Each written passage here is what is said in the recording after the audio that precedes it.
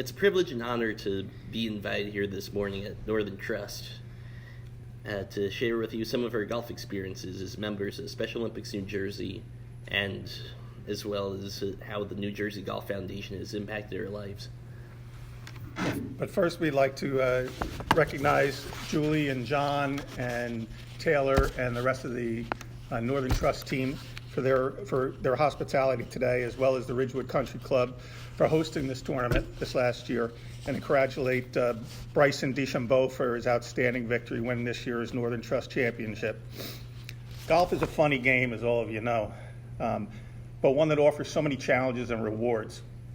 Whether we play it to be social with some friends, with clients while conducting business, or in tournaments and championships, hitting that killer drive, a close chip, or sinking a 30-foot putt is what brings us back again and again. But our story, our story is a little different. I was never really coordinated as a child, but got involved with Special Olympics in 2002 when a friend of mine suggested I join their swim team.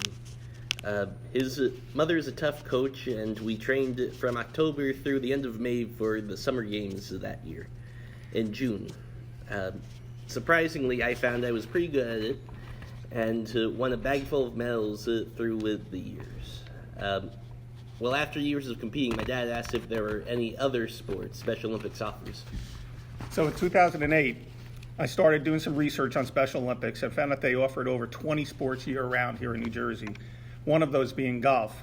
Now, I wasn't a lifelong golfer like many of you others here today, and only started as a hacker in the late 90s, but I fell in love with the sport quickly. It's not an easy sport, so imagine the additional challenges for Special Olympic athletes to compete. I soon realized that there weren't many athletes participating in golf because of the difficulty, and that resources were scarce. Luckily, I had a great friend who was also a PGA instructor, so rather than having Chris pick up my bad playing habits, I had Marty Strumpf take the helm and teach Chris the basics and to tune his swing. I was a little clumsy at first trying to master the skills to strike the ball consistently, but I picked it up pretty quickly and surprised myself at how well I could actually hit the ball. That year, I decided that with so few golf programs around, Chris and I would start a new team, the Freehold Fairwayers, which is our hometown. And it was just Chris and I. We competed in 9-hole alternate shot competition and won the gold in our first competition. Marty was thrilled and introduced us to his good friend Dan Pasternak, who also happens to be the 2018 PGA Professional of the Year, and Scott Kamick, the creator of the New Jersey Golf Foundation. I have just completed my 11th year of coaching golf for Special Olympics, and as I look back through the years, our accomplishments and advancement of golf within Special Olympics wouldn't have been possible without the New Jersey Golf Foundation's guidance and financial assistance. I've had the honor of coaching our Special Olympic golfers at 4 national events as well, and the first was in 2010 at the USA Games in Nebraska.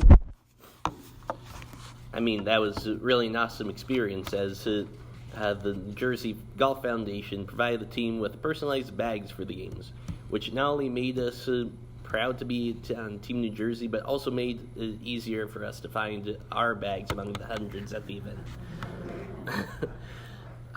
My dad was not only my coach, but my partner as well.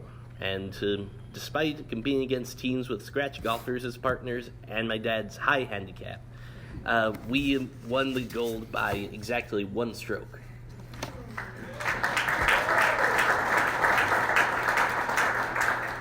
What made that experience so special was not only the win, but getting to share it with Chris.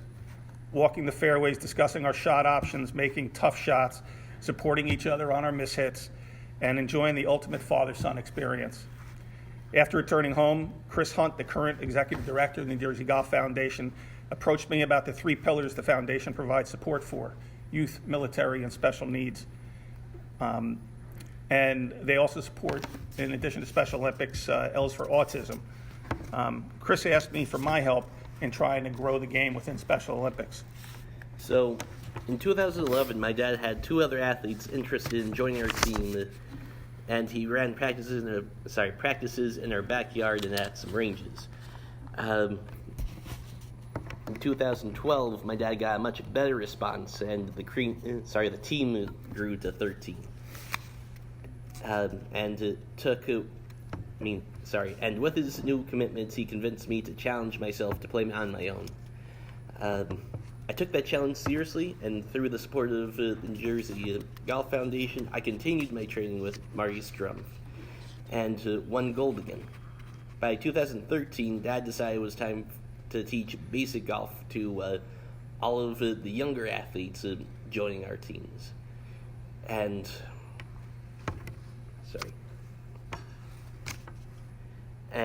received a grant to help fund the effort. 31 new athletes were introduced to the game, learning putting, chipping, and irons. I won gold again at that year's tournament, and I was selected to represent New Jersey at the 2014 National Games here in New Jersey. For those 2014 games, our golf team roster exploded to 14 athletes, 8 partners for alternate shot play, and 6 caddies to support our individual golfers.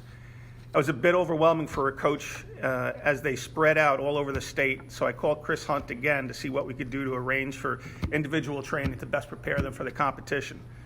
The first question I asked Chris was, how many PGA instructors were there in the New Jersey PGA? And he said, well over 100. And I said, how many of those are qualified to teach those with special needs? And Chris said, 6. So with the help of Mike Holliday at the Upper Montclair Country Club, Bill Kastner at the Plainfield 9, Ken Pridgeon at Sun Eagles, Bill Britton at Trump National, Bob Hennifer at Indian Springs, and Marty Strumpf at Farmer Brown's, we began our quest. All this training and support were provided by the New Jersey Golf Foundation. And with their help, those games were absolutely memorable.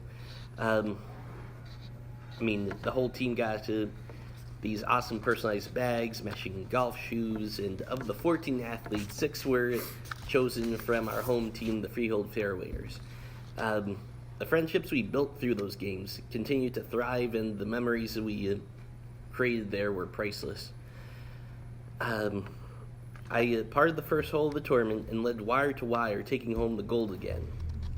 I was enjoying the sport so much that, with the guidance of my family, I decided to pursue a career in golf and attempt to be the first Special Olympic athlete to gain membership in the PGA. Now, those are big goals for anyone, but I'm proud of Chris's commitment and accomplishments. So I again reached out to Chris Hunt to see how those goals might be achieved. Chris said they were in the process of looking to provide working opportunities for those with disabilities in the golf industry, and decided the time and the place were right to pilot that effort with Chris. They provided the contacts for him to interview with Brian DeMarco at Pine Barrens here in New Jersey, and as a result of this New Jersey Golf Foundation initiative, they were nominated for and were awarded the 2015 Herb Graffis Award by the PGA. Oh, and Chris has been continuing his education and is completing his 4th year at Pine Barrens as an outside assistant manager. These past 4 years have been a great experience for me. In addition to my work at Pine Barrens, I also help coach our Special Olympic team. I have volunteered coaching young athletes through the first tree at Trenton. All of these programs and opportunities wouldn't be possible without the commitment and financial support of the New Jersey Golf Foundation. What Dad failed to mention is that Marty Strumpf trained 3 of our Team New Jersey golfers for the 2014 games, all of them winning gold. Unfortunately, Marty was taken from us way too soon last May. But his humor and the skills he taught me will stay with me for a lifetime. After those games, the New Jersey Golf Foundation and Special Olympics New Jersey decided to team up and created a curriculum to teach PGA pros about Special Olympics, disability sensitivity, adaptive coaching techniques, and SNAG. That winter, 20 New Jersey PGA professionals completed that training, increasing awareness and adding more opportunities to reach the Golf Foundation's special need goals. I also decided it was time to petition the Special Olympics to elevate our skills training to a sanctioned competition, and once again, the Golf Foundation stepped up and provided teaching support from Ken Pridgeon, Brian Bevins, and Rob Connolly. Since its inception, our golf skills program has helped introduce the game to over 100 Special Olympic athletes. Our story doesn't end there. I was once again selected to represent Team New Jersey again at this year's National Games in Seattle. Without Marty, the Golf Foundation arranged for me to train with Bill Brennan at Trump National in Colsack. Like Marty, Bill is extremely patient and understanding, and was able to help me adjust my finish to get back to my A game. Dad again was my coach, but this time also my caddy. He's always done his best to calm me down, and though he's a terrible putter, he's great at reading the greens. It was a very special Olympics for me.